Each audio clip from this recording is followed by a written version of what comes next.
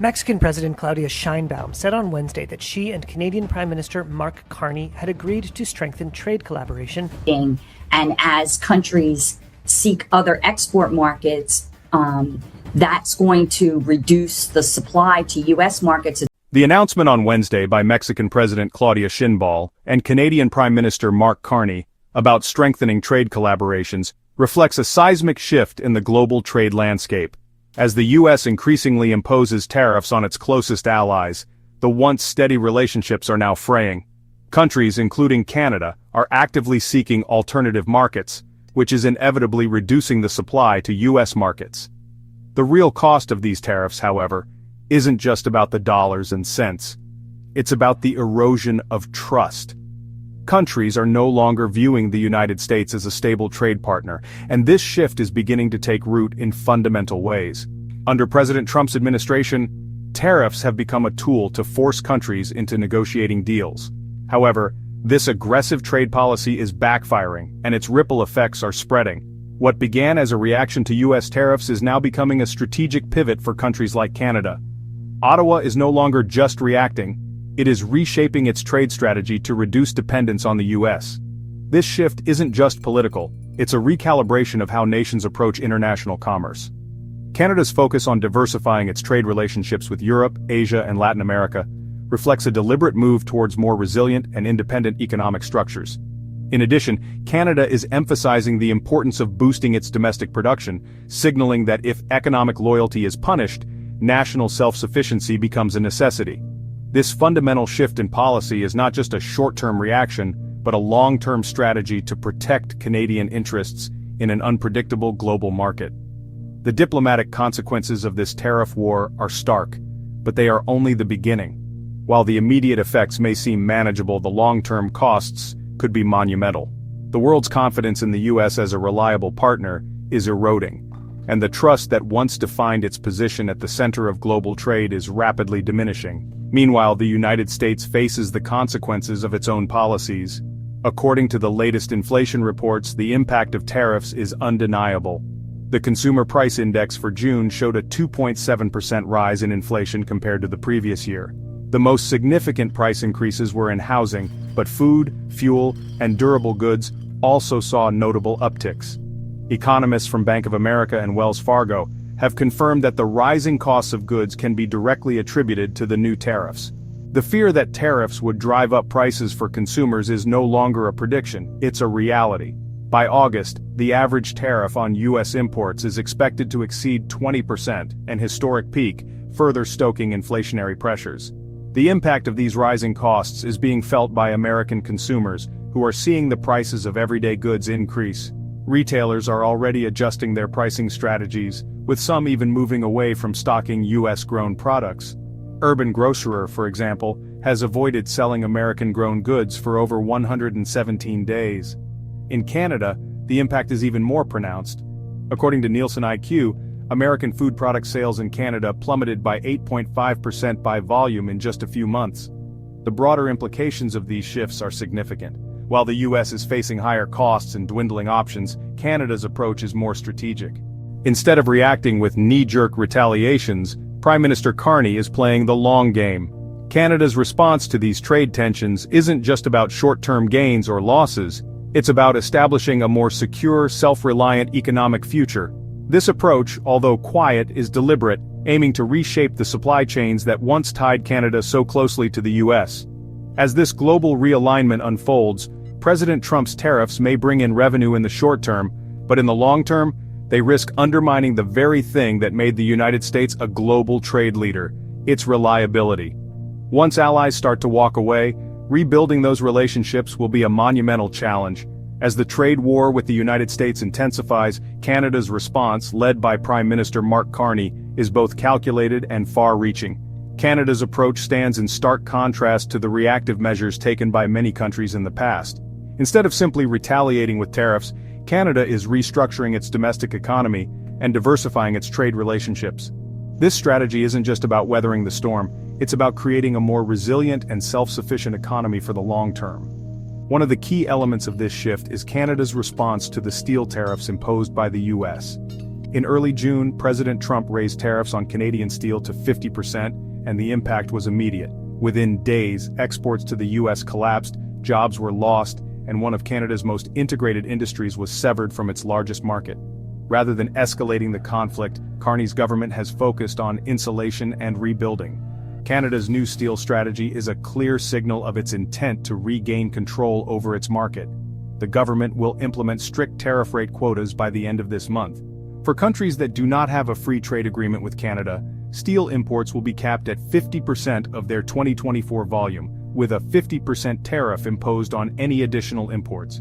For free trade agreement, FTA partners, the cap is 100%, but imports exceeding that threshold will also face a 50% penalty.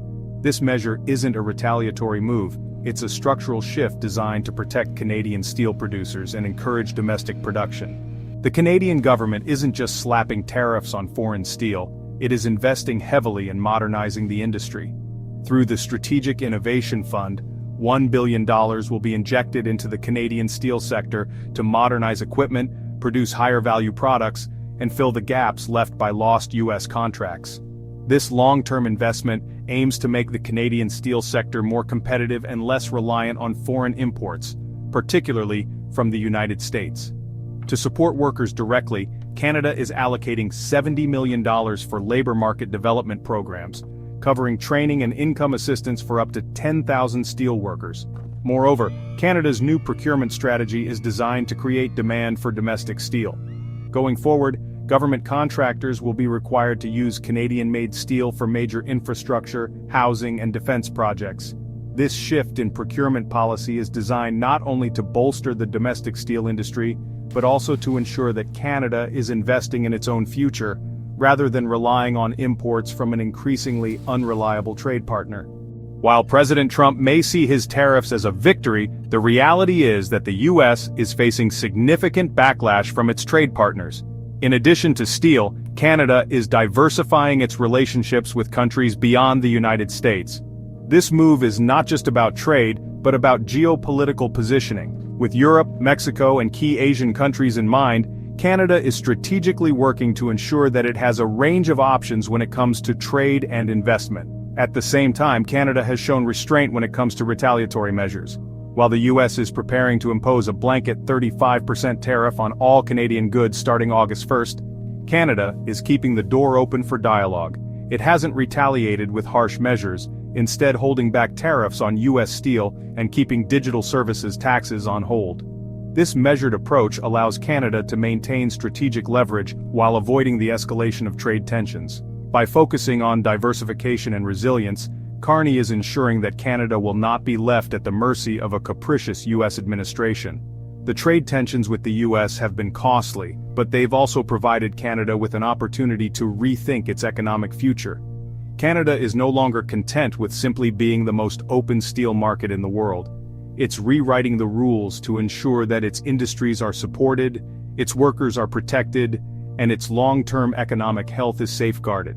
As the trade war continues to unfold, it's clear that the United States' position as the dominant player in global trade is rapidly eroding.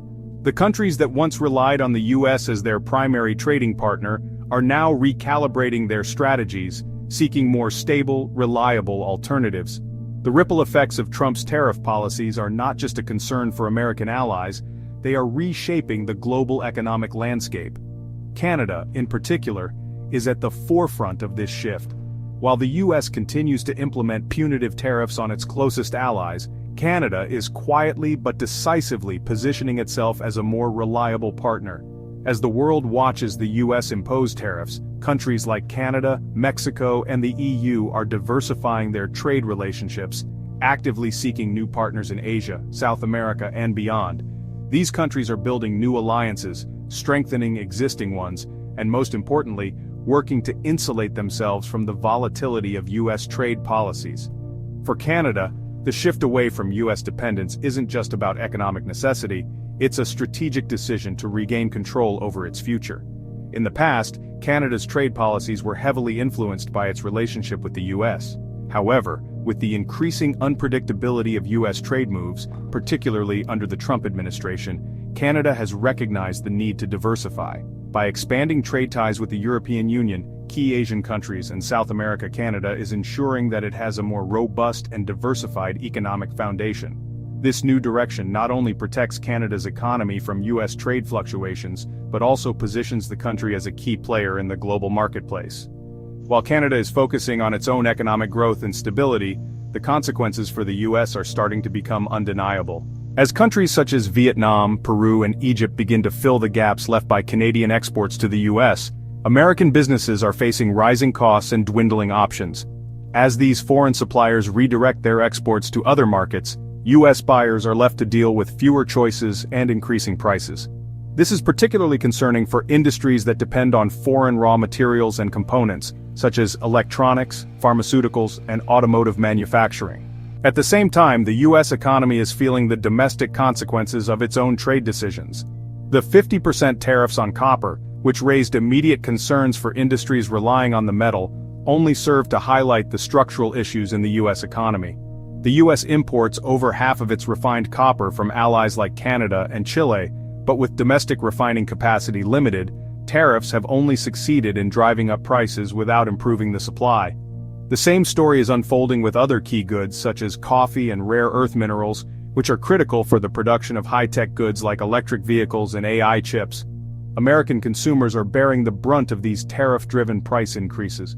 Whether it's paying more for groceries, fuel, or everyday goods, the reality is that tariffs are directly impacting household spending. For many Americans, the additional costs are not just inconvenient, they're a significant financial burden. With inflation rising, the impact on consumers' wallets is undeniable. Economists have already predicted that the U.S. could face further economic strain as the effects of rising tariffs and trade disruptions continue to take hold. In the long run, the real cost of Trump's tariffs may not just be economic. The growing erosion of trust in the United States as a stable trade partner has significant geopolitical ramifications. As Canada and other countries build new alliances and reshape their supply chains, the U.S. risks losing its position as the central hub of global trade. The tariff-driven strategy that was once touted as a show of strength is now being revealed for what it is, an isolating force that is pushing key allies away. While the immediate effects of these policies may seem like a win for the U.S., the broader consequences are far-reaching. The tariffs may generate short-term revenue, but they are also leading to a loss of trust, a weakening of the U.S.'s global standing, and a realignment of international trade networks. Countries are no longer looking to the U.S. as the go-to destination for trade, they are seeking more reliable, predictable partners. In conclusion, the global trade landscape is undergoing a fundamental shift. As countries like Canada diversify their trade relationships, the U.S. is finding itself increasingly sidelined. The cost of tariffs is being felt not only by American consumers, but by the broader economy as well. While President Trump may continue to tout tariffs as a tool of strength, the reality is that they are creating deep fractures in America's relationships with its closest allies. Whether or not the U.S. can regain its position as a trusted trade partner remains to be seen. What is clear, however, is that the long-term consequences of this trade war may reshape the global economy in ways that could be irreversible.